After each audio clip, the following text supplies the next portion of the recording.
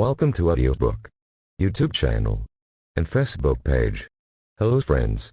Today pageant. For you the last thing you told me. Fast part. Fast paragraph. If you answer the door for strangers. Let's start. The last thing you told me. By Laura Dave. If you answer the door for strangers you see it all the time on television. There's a knock at the front door. And, on the other side, someone is waiting to tell you the news. That changes everything. On television, it's usually a police chaplain or a firefighter. Maybe a uniformed officer from the armed forces. But when I open the door when I learn that everything is about to change for me, the messenger isn't a cop or federal investigator in starched pants.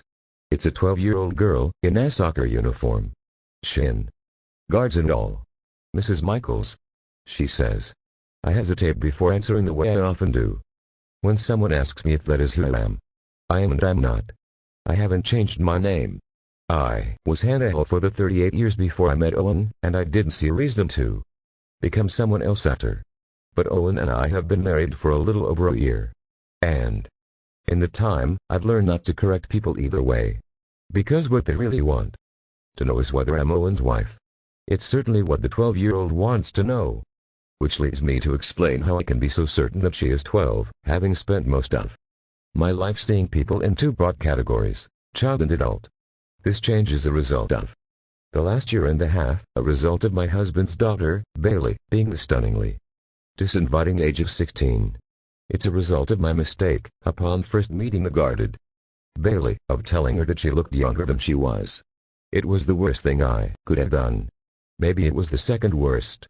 The worst thing was probably my attempt to make it better by cracking a joke about how I wished someone would age me down. Bailey has barely stomached me since, despite the fact that I now know better than to try to crack a joke of any kind with a 16-year-old.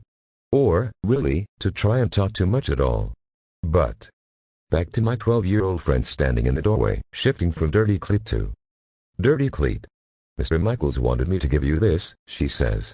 Then she thrusts out her hand, a folded piece of yellow legal paper inside her palm.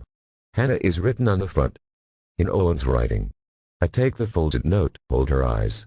I'm sorry, I say. I am missing something.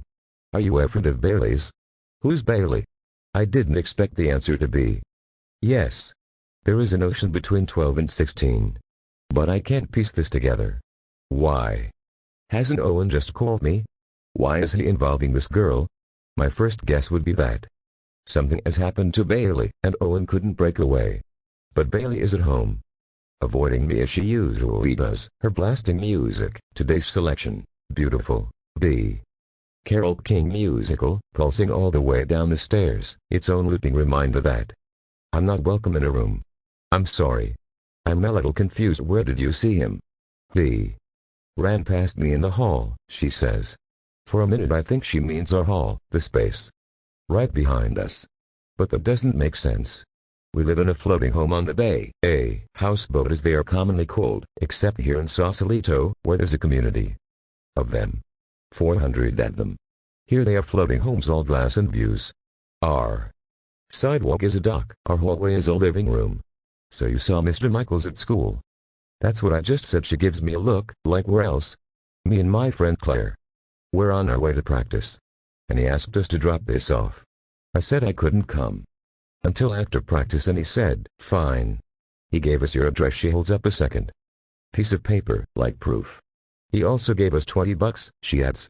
The money she doesn't hold up. Maybe she thinks I'll take it back.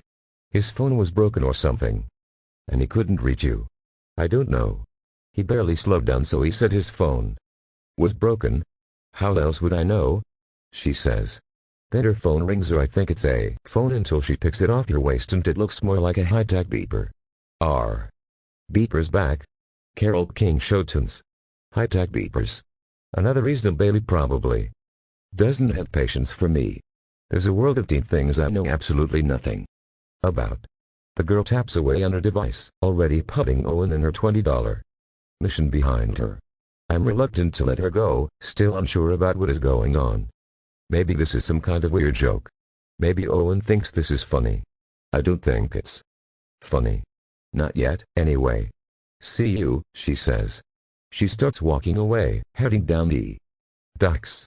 I watch her get smaller and smaller, the sun down over the bay, a handful of early evening stars lighting her way. Then I step outside myself. I half expect Owen, my lovely and silly Owen, to jump out from the side of the dock, the rest of the soccer team giggling behind him, the lot of them letting me in on the prank I'm apparently not getting. But he isn't there. No one is. So I close our front door. And I look down at the piece of yellow legal paper still folded in my hand. I haven't opened it yet. It occurs to me, in the quiet, how much I don't want to open it. I don't want to know what the note says. Part of me still wants to hold on to this one last moment, the moment where you still get to believe this is a joke, an error, a big nothing, the moment before you know for sure that something has started that you can no longer stop. I unfold the paper. Owen's note is short.